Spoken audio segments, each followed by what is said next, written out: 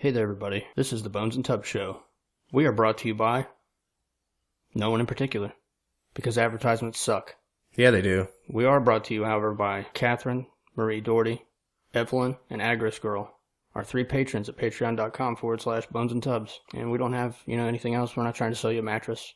We're not trying to tell you anything about beard oil or... No special food boxes or anything like that. No. We're brought to you, just like PBS, by viewers like you. And this is the Bones and Tub Show. The Bones and Tub Show.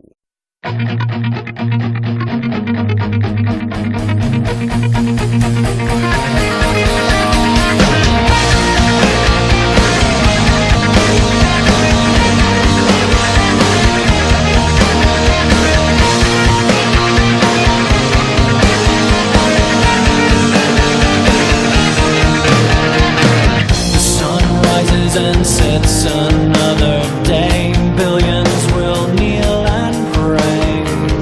Anything to aid escape from the world so cold and gray. That's good, boy. And welcome back to another episode of Bones and Tubs. We're here. It is a December day. That's all I'm going to say. First recording of December, I believe.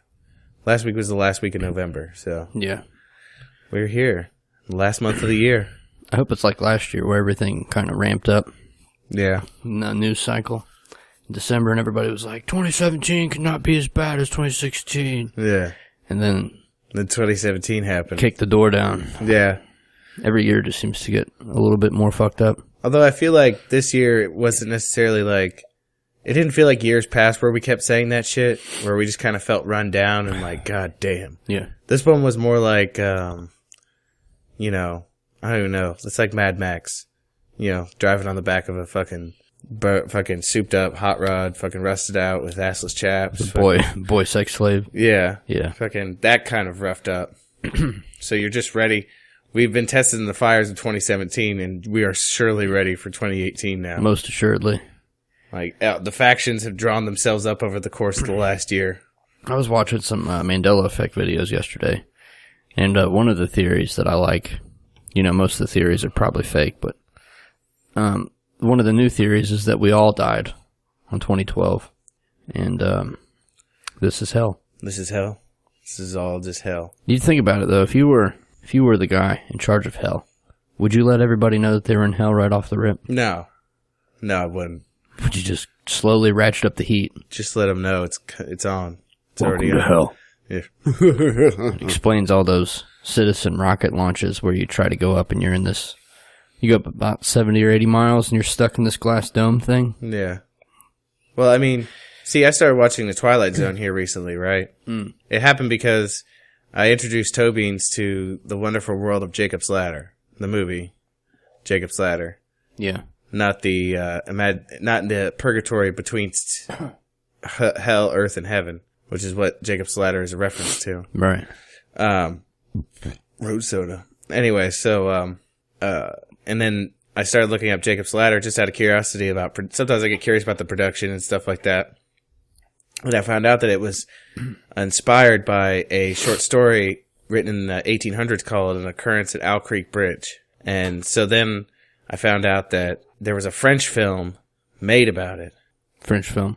Okay, so there's a French film made about it in the 60s, and then it was the only episode of Twilight Zone where the writer and creator of Twilight Zone, Rod Sterling, who was like the host of the show, was so enamored with this short film that he's like, we have to fucking put this shit on our show. It's the only episode of Twilight Zone that wasn't written and directed by Rod Sterling. And so they showed it on American TV in like 1964 or something like that. So I'm like, I wonder if... I was like, I'm pretty sure Twilight Zone's on Netflix. So I go flip through and I find it. How many seasons they got on there? 4. So I went through and watched it. It's an amazing short film, and I suggest it for every person who's listening to the show. Just if you have Netflix, and I'm going to go ahead and assume at least every able-bodied human being that lives on the face of America has some access to Netflix. Right. Somebody's got a password you can use. Check my privilege there for a minute. Mother Mary just got Netflix, so I think she might have been the last one. She was the last. She was the last man standing. Right? Yeah. She's like, fuck it. Yeah, I'll get it. So I looked it up, and I had seen little episodes of Twilight Zone here and there when I was a kid and stuff. My dad used to watch it. So we watched it, and like I said, I suggested to everybody to watch it. It's an amazing little short film. It'll fuck your mind up. It's got very little dialogue in it. It's only 24 minutes long. And like I said, it's based off of a short story that was written in the 1800s. So then after that, I liked the short film so much, I went and read the short story. Mm-hmm. And The that's Occurrence at Owl Creek Bridge. The Occurrence at Owl Creek Bridge. And the short story was also very excellent.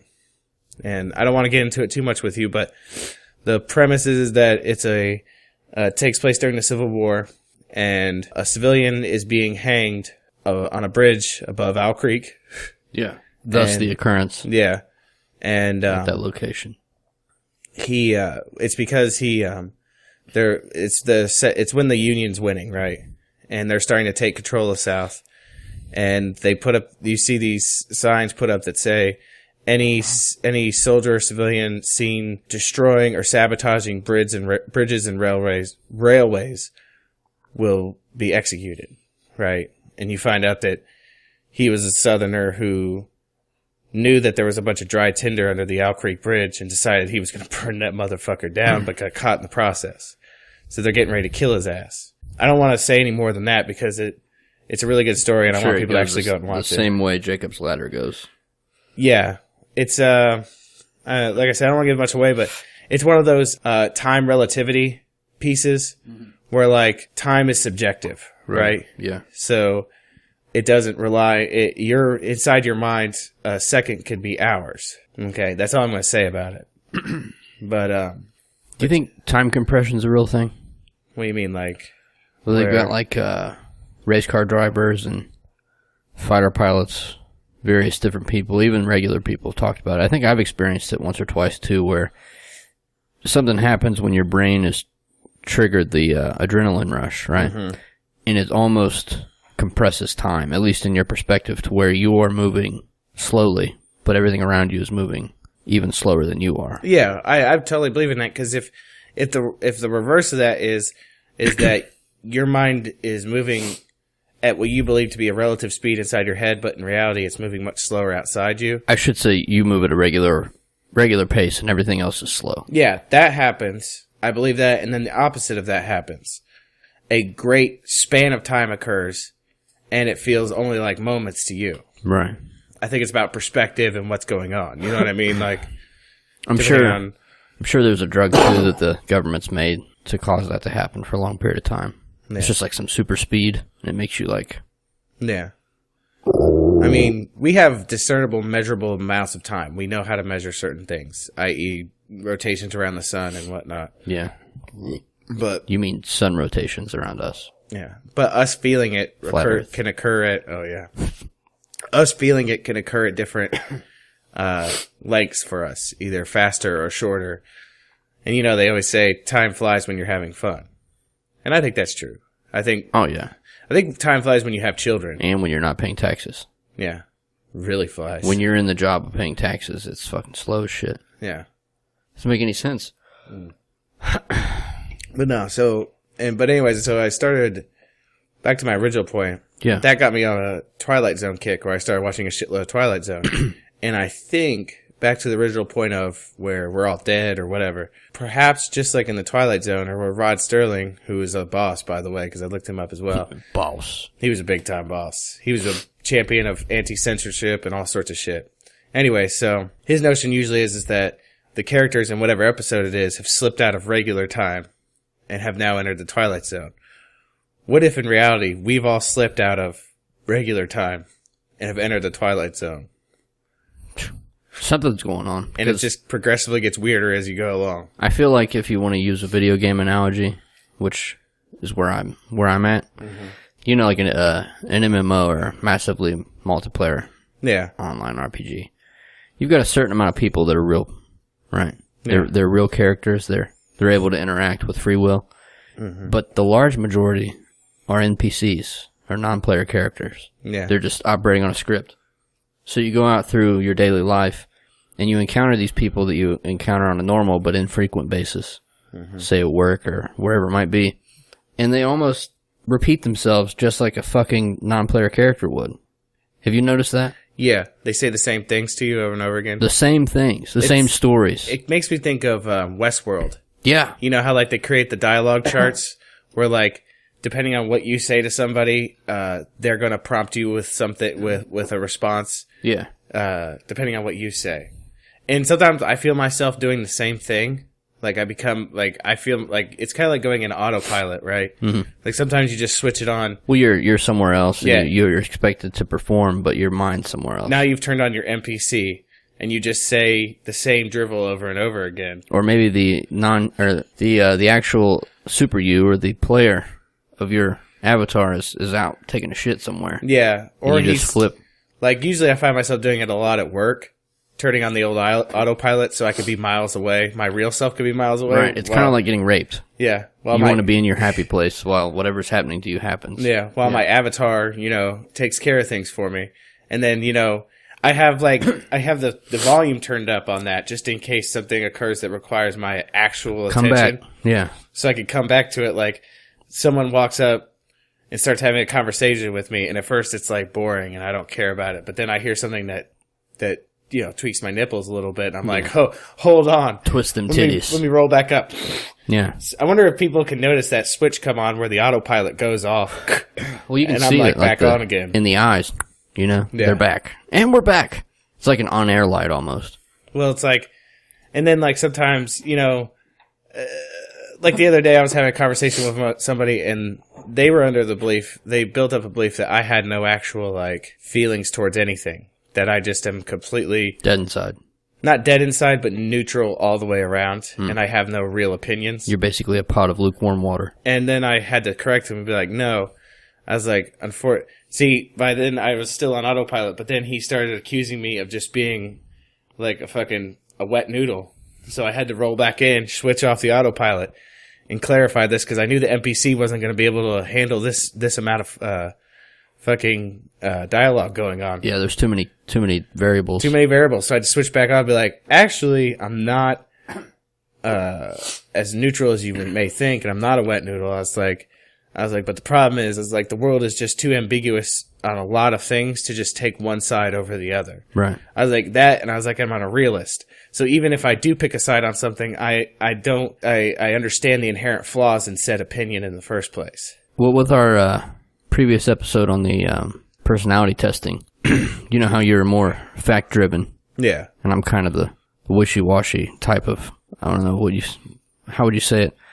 Conspiracist? I wouldn't say a conspiracist, but it's like feelings. It's you're driven more by feeling than I am. Feels. Yeah. Hashtag feels. I wanted to hit you with this, because I told you a bit about it the other day, and hopefully you didn't look it up. Because I wanted to wait for the episode and not tell you so that you would not have time to I didn't look prepare. it up, by the way. The Cube? No, I didn't look it up. Okay. So everybody out there should check out The Cube. It's a personality test that's been tweaked a bit from whoever originally created it. I think it's Jung. Is it a Jung? Carl Jung? Carl Jung and somebody else who I don't remember the name. But they created this test, and if you give it to somebody who's never had it, never heard of it, it gives you deep insight into their personality. Mm-hmm. And it's basically used by pickup artists. Oh, okay. Or con men, I'm sure. So basically people who want to manipulate other people's... Without taking the time to get to know you, they want to be able to use you in a way that you will react. Yeah. In a way that's favorable to their outcome. Okay. So this is how I'm going to have sex with you. Okay, all right. So you would say you're, I guess in the pickup artist scenario, you're at a bar, or you're at a get-together. You approach said female or whatever it is that your preference dictates. Yeah. Child, perhaps? Well, no. Just kidding. Shots fired. Fuck a pedophile. Yeah. And you ask the question, or you state rather that you want to do a thought experiment. Okay. So then you tell them in your mind, clear your mind, and you're in a white room with white walls, white floor, white ceiling. The whole nine is white. Mm-hmm. And in that room, manifest a cube. Okay? Okay. So where's your... I shouldn't say where, but what is your size of your cube? And what is it made of? It's metallic.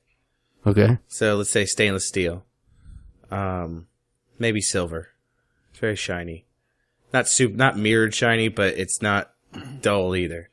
It's probably 3 by 3 by 3. Okay, cubed, of course. Cubed. Yeah, you got to cube it. Right. So it's a 3 by 3 by 3 cube. Okay.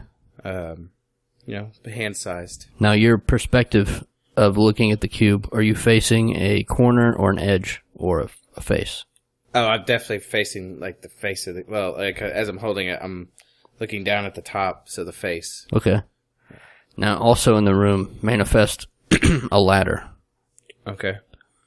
Now, how is the ladder positioned, and just kind of describe the ladder as far as size and stability?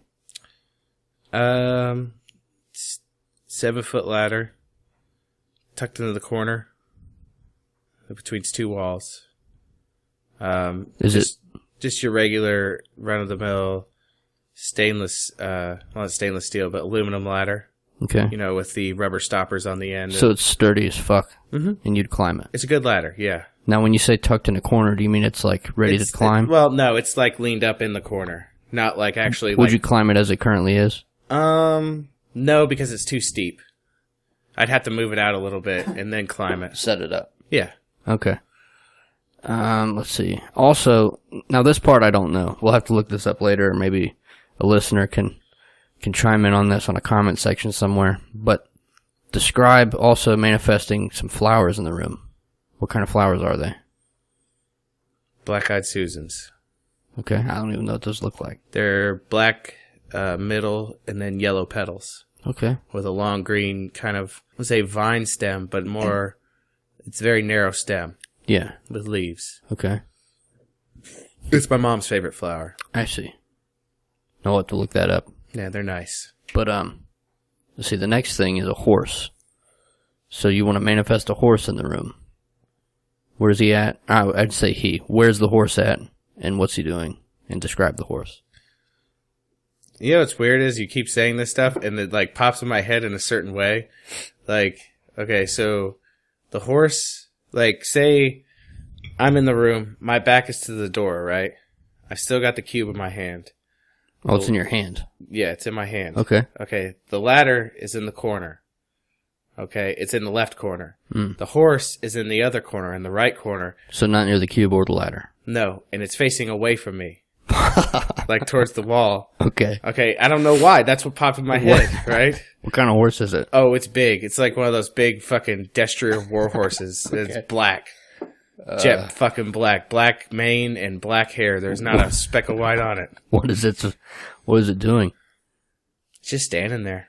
Okay. It's just like kind of, maybe its muzzle is, I mean, it's so close to the wall that it's not up against any said wall. It's got a couple feet between it and the side wall.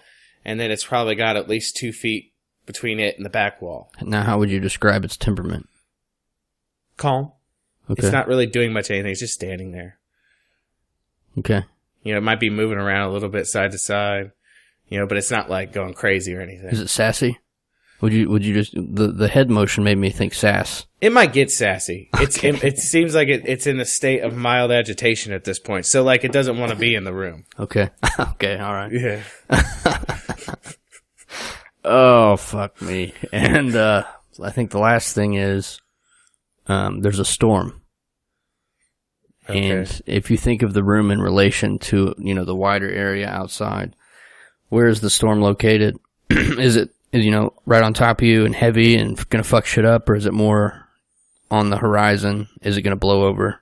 On the horizon, it's not going to blow over. It's coming this way. Okay. And it looks pretty gnarly. Like you could feel if you were to step out and walk out the door, you would definitely have felt the change in the wind. And then it hasn't quite gotten to that phase where you start smelling the humidity of the rain. Like, yeah. The barometric pressure hasn't quite dropped yet, but it's like it's right before then. So the wind's going to come. So is it coming your way or is it moving on? It's coming my way. Okay. Yeah. Is it going to fuck shit up, or would you stand outside and observe it? I would stand outside and observe it as long as I had some sort of overhang, like to observe it from. I wouldn't want to get wet. Well, yeah. Who wants that? Yeah. Just keep it rolling. Okay. I gotta go change the position of this kid. Okay. Alright, and we're back. Okay. So, from now on, when you hear the inevitable rattling, perhaps jumpy noises, or noises of a tiny human, it's because Daddy daycare. Yeah. All right, so the cube test. The cube, it represents your ego. Okay. And your size is roughly the same amount of size that I've encountered. I've only given it like 4 or 5 times. Okay. Since I learned about it. But, you know, your ego's not huge. Yeah. It's not a... It's not huge. It's tolerable. Yeah, I could control it, right? Right. Like I could easily control my ego in my hands. The other factor of the cube is that I think it's if you're standing in a way to where you look at like a corner, it means you're a visionary, which goes with your other Jung tests. Yeah. You're more the like factual, down to earth type cat. The material, I think it's how you view into yourself or how others are able to view into you. So you're not easy to see through. You know, you got some layers. Not quite like, not completely mirrored. I didn't want it to be mirrored. But I wanted it to be mildly shiny, like a stainless steel or silver. In the right scenario, people see themselves in you, okay. inside you. Nice. Let's see, what else? The ladder represents your career ambitions. Okay. So it's funny that it's not set up. Like you have a sturdy ladder, but it's not set up. Okay. So I just haven't I know what I want to do, but I haven't done anything. Yeah, it's just in the corner, not set up. I could see that because after, you know what? You know what's fucking crazy about that? Is the fact that, you know what? Like, as far as I'm concerned, when it comes to career, I look at writing books as a new ladder to a new ladder, right? And I've already finished one. So that's not the book I just wrote, that ladder. That ladder that's in the corner that isn't set up, that's the book that I've been wanting to start writing. I got you. Does that make sense? It's also not set up kind of like your audiobook. Shots fired. Shots fired. But I'm just waiting to edit it. Yeah. We'll throw it on Audible. So it's all about making money while you're asleep. So basically, you just gotta set the ladder up. That's crazy. Right. Because I've been wanting to I've had this really bad itch to work on it, but I just haven't really you know how that stuff is when you're creating stuff. Oh yeah. Like that, it's like you know what you want to do. It's just a matter of time. And the thing is, it's like I have a very particular process when it comes to writing. Mm-hmm. Like I need to know that I'm going to have 4 hours chunked time with little to no interruption from the outside world. Yeah. It's what I get to do. That's all I want to do. Right. Right. But that's the problem is getting that much time set aside to do it is hard. You got to think too. A lot of the time, at least with like podcast editing and all that other shit that I do. Yeah. It's not that you don't necessarily have the time. You know, we both have tiny humans. We both have significant others. We both have prior engagements. But you have a lot of extra time. It's just having It's using the time that you have. Using the time that you have properly. I get what you're saying. But seriously, don't forget about the audio. But that fucking ladder thing's crazy. Right. Well, it gets crazier. I hope you're ready. My mind went straight to, I've been wanting to start the new book. Right. Okay. So let's keep going. Let's see. Like I said before, the flowers, I don't know. We'll have to look that one up. Okay. But it's interesting to me that you answered it that way. Yeah. Not knowing anything about the flowers. But the horse is your ideal mate. Oh, my. So like a big old sassy lady. Sassy, looking away from you, not interested. Yeah, right? Not being in the room. What does that even say? I don't even know. I pictured it with Tobin's face. I don't know. Yeah. Does the color have to do with like what you're interested in, or I'm sure it's something. Or does it maybe have to do more with their personality than anything else? It could be. I don't know. Look at him stare at you. I know, right? What's going on? He's staring at me very intently right now. Little baby. What are you doing? It's like you know what it looked like? It looked like he was trying to shine to me. Yeah. I'm surprised I didn't just start having a seizure and my nose started bleeding. And it was like, I just started saying puffs. Yeah. Sweet potato puffs. Sweet potato puffs. Right. There he goes again. You're just going through it. That's good. It's a strong stare. Yeah, it is. And then let's see. The storm is how you view your life's problems. So it's not on me. It's also a way of like kind of predicting how you respond to stress. So if you say like, say you're using this to find somebody to mate with, or have a long-term partner. Yeah. Some of the interesting questions that or the interesting answers rather that I saw from this were like, their ladder was huge. It was directly above their cube. So their career or their ambitions are tied to their ego. And the horse is actually tied to the ladder. So it says that like the female would be like, I'm going to use you to get up the ladder. Yeah. Which is fucked up. And it would let you know like, no, stay away. Don't do it. Another one, this chick was like, it's a unicorn. Bitch, those don't exist. Yeah. It's not Pick real. a real horse. That's why you've never been in love. Wait, so I could see Toe Beans as the horse I described if you equate color with personality. Yeah. Because she is definitely a realist. She likes black humor. Yeah. Like, not humor designed for African Americans. Right. Humor that's dark in nature. Dark, yeah. And I said that the horse was a destrier. Yeah. Which is a war horse. War horse. So I like one that's feisty and that is willing to fight. Disinterested and yet at the same time is ready to throw down the AK when it has to. Exactly. I mean, she was turned away, but I never thought of it as disinterest. It just felt like that was the direction the horse wanted to be. Part of the subtle sass. Yeah. And I could see that too. And then some people would say with the storm, like, mine was massive. Yeah. And it was just ready to come in and tear shit up, but it was not going to affect me. It was going to end up blowing over or going somewhere else. Well, if I got in more detail about the storm, because I don't think I got into it too much, I didn't think it like a fuck shit up storm. More like it's going to come in hard at first and then just have a steady rain. Right. Something to enjoy and watch, not something to take cover for. Like I said, if I had some sort of awning just to avoid myself from getting wet, right, you'd watch it. I would watch it. You just don't want to get wet. I just don't want to get wet. I understand.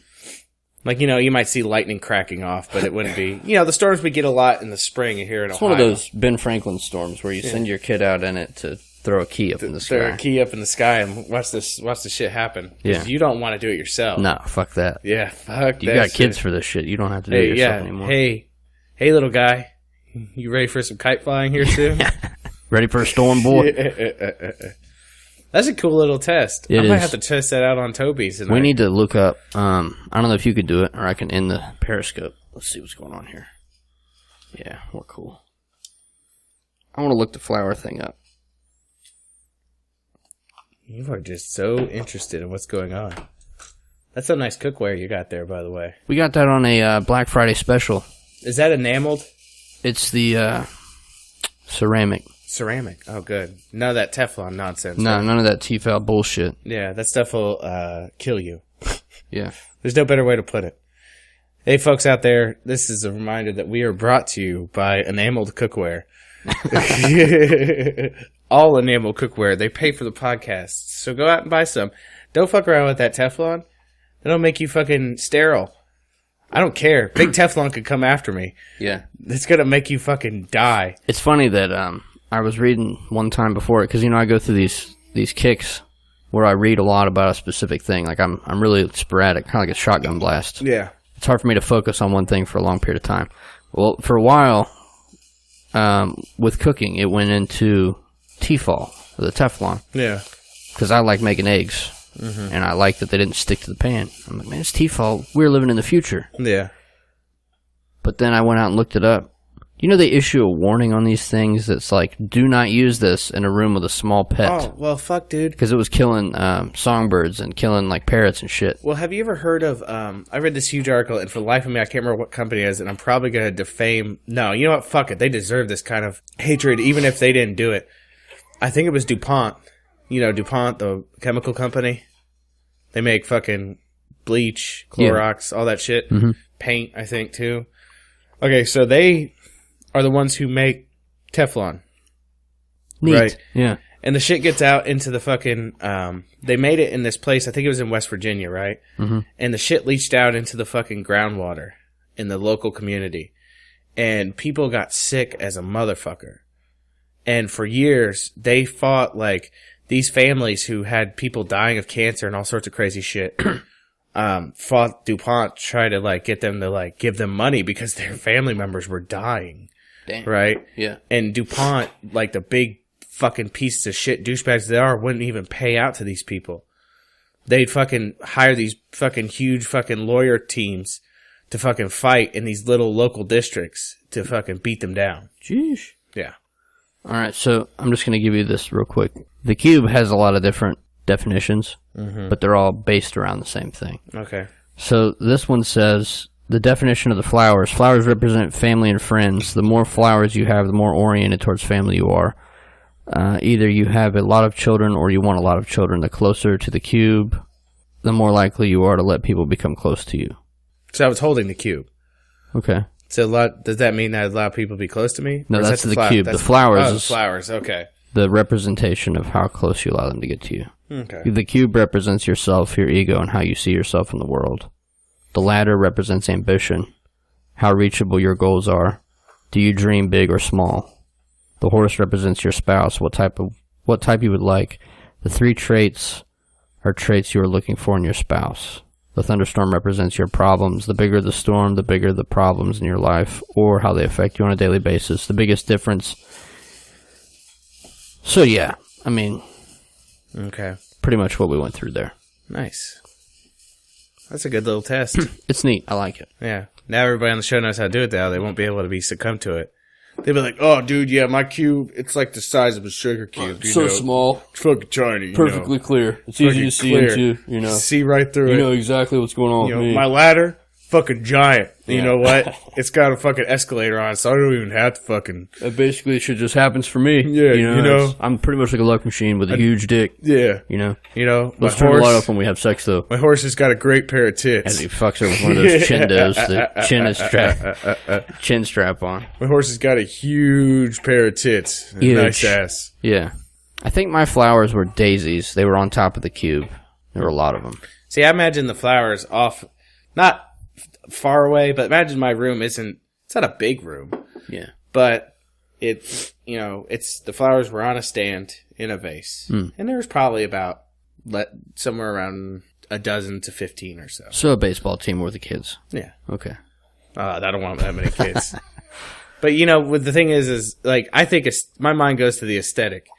Black Eyed Susans don't look good if you only put 3 or 4 of them in a vase. Right. Black Eyed Susans look good if you put, like, a dozen of them in a vase. Yeah.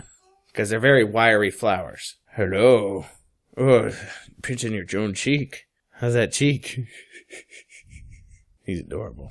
Yeah. But yeah, so what else? Is there anything going on in the news here lately that's even, like, worthy of our time? No, I feel like it's just a steady 24-hour stream of distraction. First of all, it's North Korea. It's sexual harassment from everywhere. Yeah. It's also a healthy 50-50 split of Trump's about to get impeached, Trump's not going to get impeached. Dude, this sexual harassment thing, it's like fucking some sort of crazy-ass fucking red terror scare fucking, I don't even know what. Dude's like fucking Matt Lauer. Do you know Matt Lauer had a secret button in his office that could lock his door? Yeah. Fucking creep. Basically, it shouldn't shock anybody, you know? What's the biggest joke? One of the things I found interesting about this whole sexual impropriety thing is the fact that I think Family Guy's called it all. Take one of your dips. Yeah. It's basically called everything. So one of the episodes they had Stewie talking to... I got one left in here. That's fine. Okay. Stewie basically is, taking a bet from Brian, and he's in a mall. And he's like, go ahead and do it. And he gives him the money, and then he runs naked across the mall, and he's like, I just escaped from Kevin Spacey's basement. Because they all know in Hollywood what's going on. And another one was Walt Disney that I thought was funny. It was like a representation. He was drawing Minnie Mouse. And he's like, you want to be famous, don't you? Yeah. And she starts taking her clothes off while she's crying. Like, it shouldn't shock no one that any of these people that are involved or that are main names in society's fucking entertainment box, that these people are just slaying and grabbing everything. Because they can. That's the power structure. Now here's the Quid question. pro quo. Here's the question though. Like, how much of it is that, like, the fact that it's just now coming out, it raises the question, why wasn't this shit coming out years ago? Because it's a distraction. It's basically like knowing where all of your dirt is under the rug, and then at the right time, picking the rug up and then smacking the dirt everywhere. Like, someone comes in and nitpick, like, starts nitpicking other things that's wrong with your house, and you're like, you think that's bad? Check out this rug. Look underneath this fucking rug. Right. Shit's out of control. And it's just like the whole articles of impeachment thing going through Congress. That's already happened once. It didn't happen. Yeah, I don't put much stock in They all fucking that. impeached Bill Clinton and he finished his term. Mm-hmm. It doesn't mean anything. Impeachment just means that they're bringing them up for inquiry. Right. That's it. Doesn't fucking matter. Yeah, it's not. Now, articles of like, I don't even know what it's called. It's not resignation. Something else. Yeah. I don't know. I think it's a giant distraction for the fact that they're getting ready to crush the economy, or they just can't control it anymore. Yeah. All these people are coming out, these main heads of the financial world are talking about how Bitcoin's useless and all this. Meanwhile, it's going towards $13,000. I don't know if it crashed over 12 yet or not. Mm-hmm. But crypto's taken off. And they can't control it. Right. So, I mean, I don't know. There's any number of things that could be happening. But it's not anything that's in the current cycle, I don't think. Well, see, the thing, you know why they don't really like crypto? Because they can't tax it or control it. They can't tax or control it. And it doesn't matter whether you be pauper or prince. Bitcoin, it doesn't matter who you are. $12,858. They can't put their thumb on the scale on this one. Right.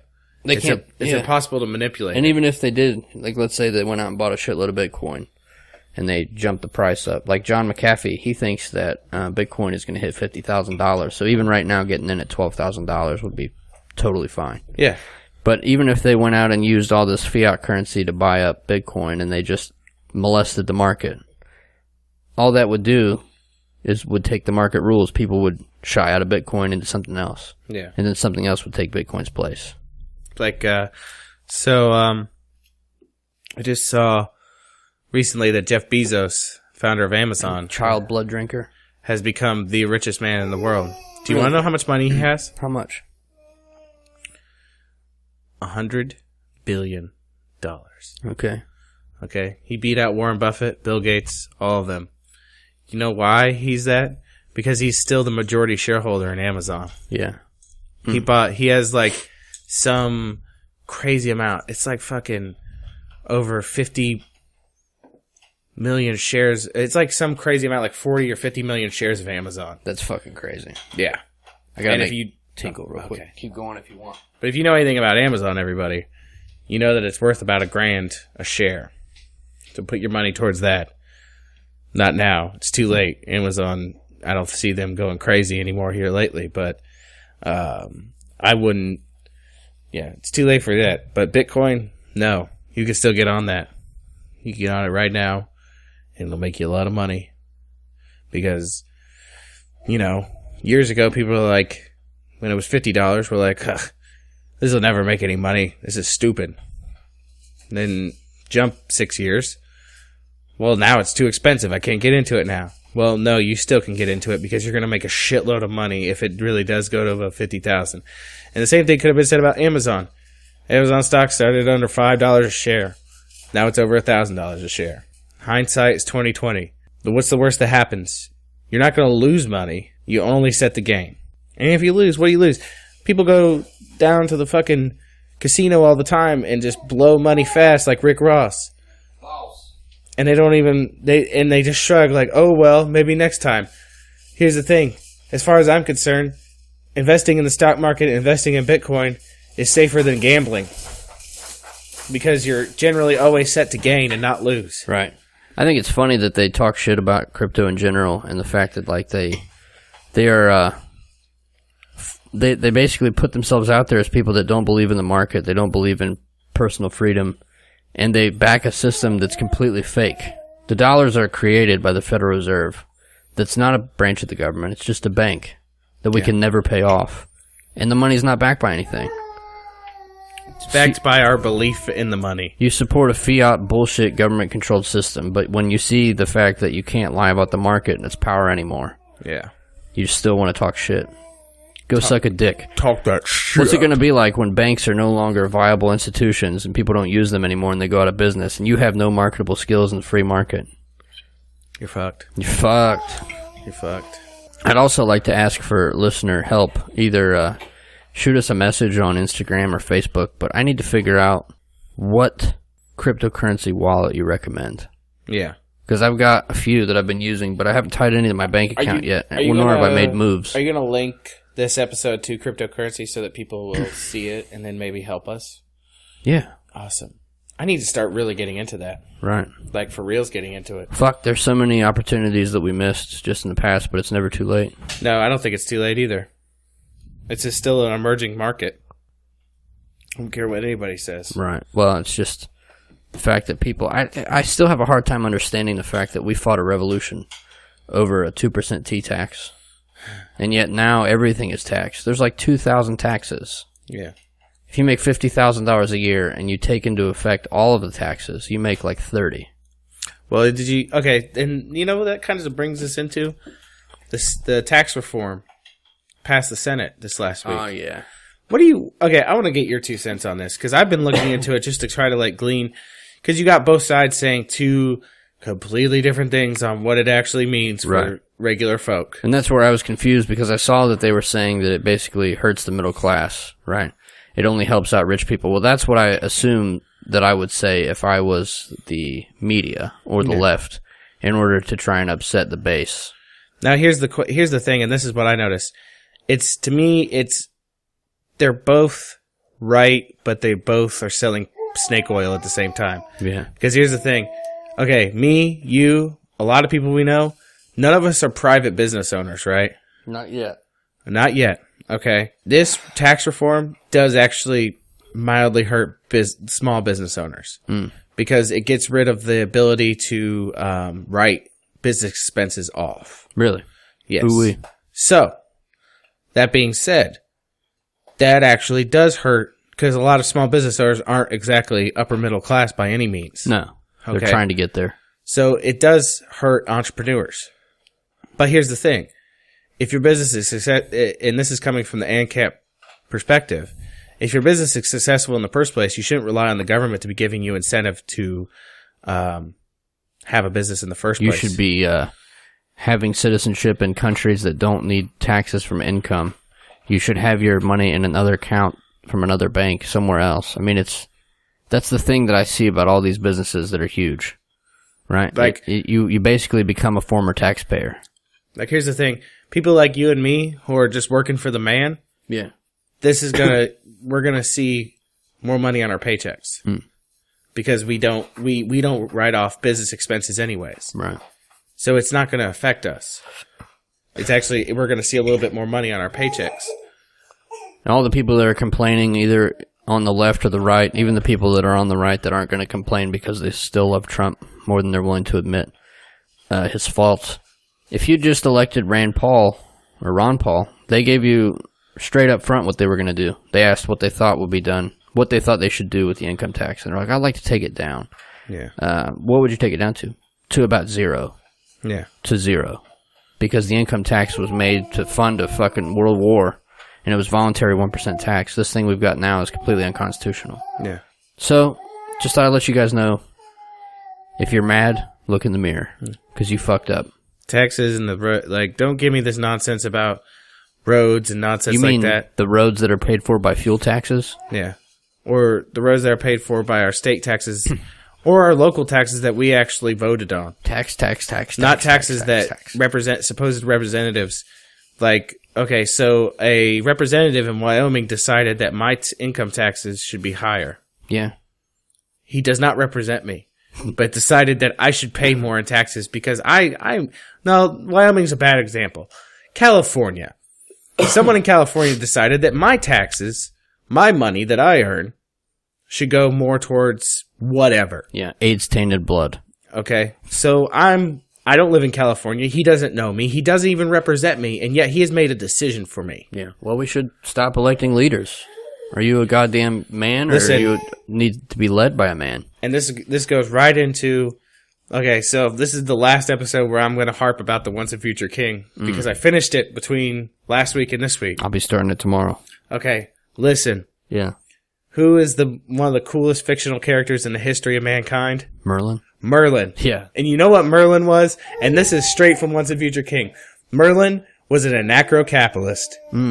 He, over thousands of years of living, and mind you, this is all fictional, but this is T.H. White's opinion. Right. After thousands of years of living, decided that the best form of government for mankind to live under was anarchy. Anarchy. Like, he wasn't even the biggest fan of capitalism, but he realized that capitalism was better than communism. Right. It drives. It's a driver. Yeah. Instead of a reason to sit on your laurels. He was a staunch at least an anarchist, and I will say an anarcho-capitalist. I heard somebody arguing the other day on one of these podcasts I listen to, which I won't. I'll only shout them out when they make me happy, not when they make me upset. Okay. But he was like, think about it. Communism, it has a lot of good draws to it. Shut up. Yeah, exactly. But he's like, look at this planned obsolescence that we have through the capitalist system. They've got a light bulb from back in the day, like the late 1800s or early 1900s, in some city that I fucking forget that's still on to this day. I've seen that before, yeah. Okay. Hey, chill out on that. So he basically was like, capitalism drives the planned obsolescence market. That's why you buy a new phone every 2 years. That's why all this stuff... Hey! So anyway, he argues that planned obsolescence is a creation of capitalism. Mm-hmm. And that we can't have things that will last a long time. We're constantly stuck in a debt cycle because you have to buy the newest and greatest shit, or your shit just fucks up and you have to buy it to replace it anyway. He's like, communism. One of the only good things about it is that they made such good quality. Then I was like, shut the fuck up, man. I see what you're trying to say, but shut the fuck up. That's not true either. It's not true. But he's trying to make this logical argument. Like, shut the fuck up. That is definitively not true that they made better things. He came so much closer to me hitting that delete button on his podcast. We'll delete it, but off the record, who is this you're talking about? I thought that's who it was. Yeah. So the motherfucker has gone full-blown fucking stupid red? Nah, he's not fully red. Like, he still imbibes in the idea but he understands of communism or capitalism because he uses it, but... I know, but the problem is with him is, okay, here's the thing. Okay, how are you going to fucking say that when I know for a fact he knows that to make communism work requires force? Well, he's not worried about force. You need to be worried about force. It's almost one of those things where he's like, well, whatever happens, happens. And I'm not even sure it was like a political argument. It was just like an end of the show rant. I'm like, ugh, ew. But he does such good quality content that unless he comes out and requires me to subscribe to communism, I'll probably still listen to him. I want to live in a world where, like, it doesn't matter that, for anybody, watching a video of a police officer pull somebody out of a car, or watching the fucking IRS storm somebody's house, or the ATF, or the DEA, or the FBI, or any other fucking... Alphabet agency you want to fucking come with, storming through it, is so obscene that it requires fucking... That it incites fucking madness in everybody. Like, that's what I want to see. Yeah. That's the world I want to live in. I want to see people get mad at that shit. Well. Like, and here's the thing, and this is something where some people are going to disagree with me on, but Merlin took it to the extent when you have this whole anarcho-capitalistic thing, you got to get rid of the whole notion of nationality and borders. But that's the whole everything else. That's the whole anarchist view. Yeah. The flag burner theory, because the cult of culture. Yeah. You're easily controlled with flag waving and love of country and all this. You gotta get out of that shit and get out of to be a true anarcho-capitalist. You gotta get out. You gotta get the whole national thing out of your fucking mind. Because Merlin believed that because his whole argument for this is that the cause of all wars is public property. Yeah. Well, basically, the only property that should exist is private property. Mm-hmm. The only borders that should exist are on private property. Yeah, that there should be no borders between countries. There should be no countries whatsoever. Right. That we all just live and let live. And any skirmish, any fight, that's not to say that skirmishes and fights don't occur. Yeah. But they're minimal. Right. And they have the least amount of loss of life occur inside of them. Yeah. We're definitely not in the proper system. No. Especially not according to Merlin. No, Merlin believes that humans are designed well, in his words, to live like geese. Yeah. Family unit skirmishes only. Well, he believed that if we adopted this system once and for all and got rid of all the notions of nationality, borders, kings, and all the bullshit that comes with it, that we, might become migratory more. We might move more during the year. Well, we should really. I mean, who the fuck wants to live in Ohio in the winter? Is there anybody? Not even Ohio, but think like Colorado, somewhere where it's cold all the time, where if you don't have power or food or the ability to make either of those, you will fucking die. Yeah. Should you live in a place that you'll die? And here's the thing, like, when you get rid of the borders and everything else, you get rid of the vis-a-vis government in general, right? You get rid of the notion of crony capitalism as well. Because who the fuck are the crony capitalists going to placate to at that point? There wouldn't be a whole lot of crony capitalists in a assassination politics system either. You know? It's one of the things I like about Jeff Berwick, to shout him out again, but I was watching one of his videos earlier, and he was talking about the former taxpayer theory, where he has like citizenship in multiple countries, so technically he falls under the diplomatic immunity of a lot of things. He puts his businesses in countries that don't tax businesses, or heavily, or if at all, and then like he has all these different things to make himself a mover or traveler, so he can't be placated, right? One of the places that he lives most of the time is Acapulco. He shows you this fucking rap star-like house that he lives in. How much do you think he pays to live there a month? Probably minimal amount. $1,500. Yeah, I mean... He has a maid, a driver, and a guy that like goes and buys all of his food. Like, here's the thing. $12 a day for each of them. And I say to all our listeners out there, and I do not say this in the red way. Yeah. I mean this in the purest original form when I call out and shout out to my comrades out there. I want to fucking rise up in a fucking ANCAP revolution. And destroy the bourgeoisie. No. I want to fucking destroy all fucking national borders and governments. Yeah. Right? And then I want to go the fuck home and live my own fucking life. And be left the fuck alone. And left the fuck alone. See, that's the key. Okay, the difference between my ideal of a revolution and a communist ideal of a revolution. They don't want to go home. I want to destroy everything and then control everyone. Exactly. I don't want that. I just want to be left alone. I want to be allowed to prosper and try things on my own. I want to be able to fucking collect rainwater and distill liquor without someone fucking telling me that I need a license. Did you have a license? I don't. A bunch of grown men are going to come with guns and they're going to abduct you because you didn't have a goddamn license. I want to go fishing. And I want to go hunting, and I want to drive down the road. Are you hunting without a license, boy? I want to drive down the road in a vehicle that I bought, and not worry about having a license to do so. So now here's my question about the hunting and fishing. Right, I understand at least the argument for Bureau of Wildlife Management, because we saw what happened to wildlife during the Great Depression. But that was need. True. But if we're not in a Great Depression, is there a need for... And you know what? I think this would be a great topic for the next episode because we're leaning on the end, and this sounds like I just had that ding of inspiration. Is the notion if we're creating this new society, the ultimate question is, and I think we need to sequester this in its own episode because I think it's too big of a topic just to like kind of piecemeal talk about at the end of an episode. Touch and walk away from. And that's the notion: is culture. Is culture in an ANCAP society strong enough to protect things? I'm sure. But I want to save that for an episode. We'll figure it out next time. Yeah. But I think we're at the end of our episode here. I've also been priming, and I'd like to continue priming, that I want you to look into Jerry and Esther Hicks. Okay. I want to do a show on the law of attraction. Okay. Did you watch the video I sent you of KRS-One giving the speech? I have not seen it yet, no. Okay. Well, we'll talk about that next time. Okay. Well, we'd like to thank you all for listening to the show again. We'd like to thank Ryan Simpson for letting him use his music on the show. Yeah. Hey, go check out The King's Fire. Bitch. Prophecy and Flame by S. James Imhoff. Check it out. It's on Amazon. Go buy it. Shoot him an angry email and tell him to make it a goddamn Audible. Yeah, that too. But very rarely do you find somebody that wants to edit it for you. Yeah. Let's do it. We'd like to thank you all for listening to the show, and we hope you tune in next time. We love you. We really do.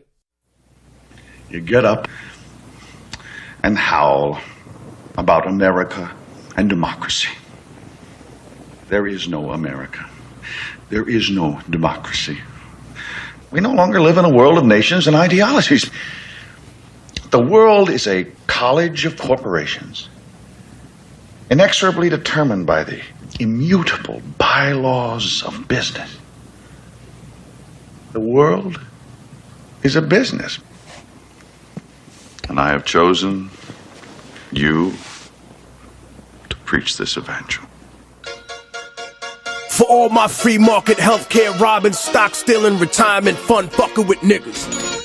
Fuck you little credit card scamming, jewelry stealing, crack selling, liquor store robbing motherfuckers. Shout to the homies, Carnegie, OG, Willie Randolph Hearst, Baruch, Rockefeller, the real Rockefeller, my main bitch Leona, pour out a little Louis the 13th, Scott Rothstein, Jack Abramoff, hold your head, my Rothschild niggas, let's get this money. I spend my day peppering America overseas, pension for the workers, nigga please, embezzlement, etiquette, private settlement, I'm better with Confederate rhetoric from my mansion in Connecticut, foreclosure Vic hoes out the tenement, I twist words like a speech impediment, I hope you got good credit bitch, if not better get a new job with benefits, while I play golf with niggas and get cheddar with, new money buys brand new carrots, my old money bought your great grandparents, you got grills in your mouth, I ain't mad at ya, I own every gold mine in South Africa, thanks baby you made me $1 billion, plus I own a building, for each one of my children's children, that's the shit, snort coke in the whip, Miss USA sucking my dick, yeah what, fuck the law cause real jailers for suckers, I go to country club prison you dumb motherfuckers, I am the 1% fucking bitch, yeah, you know my CEO corporate steez, please, overthrow governments overseas in a breeze, politicians in my pockets for a few hundred G's, so if I'm ever in court, my assets are never free. I got a job and a house and a bank account, when I'm out I doubt that's something you could say, and if not then a fake death like Kenneth Lay, make money every day the world burns on its access, while y'all struggling to pay taxes, I'm getting my money the fastest, memos and faxes, shredded up documents, slush funds through the corrupt continents, but they don't want me indicted, cause they don't want my dirty laundry aired when I fight it, don't get my lawyers excited, cause what good is a law if you can't rewrite it, I got CIA traitors, dictators, so fuck y'all whistleblowers and haters.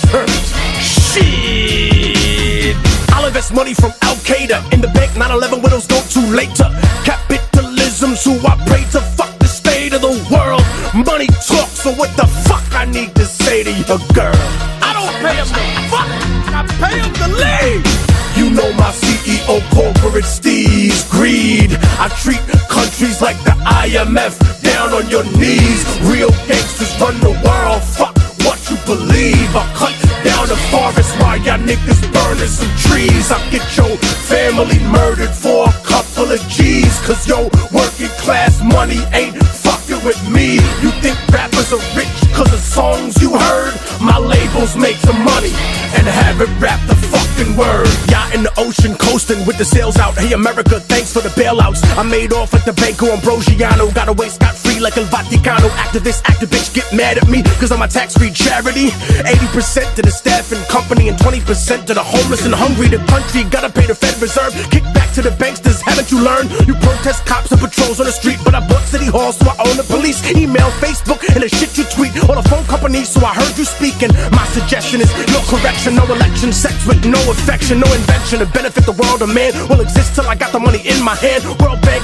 interest rate, damn rate on the spot, but I'm a gangster, you gon' take my money like it or not, nigga, I got your country in my pocket, motherfucker, you know my CEO Masonic steez, cheese, only little people pay all these taxes and fees, since you were born, we controlled what you watch and you read, and pretty soon I'm gonna own the fucking air that you breathe, I take what I want, fucker, I don't have to say please, I convince you that it's good for you, take it and leave, you think presidents are the face of a nation, I put them all where they are, end of the conversation.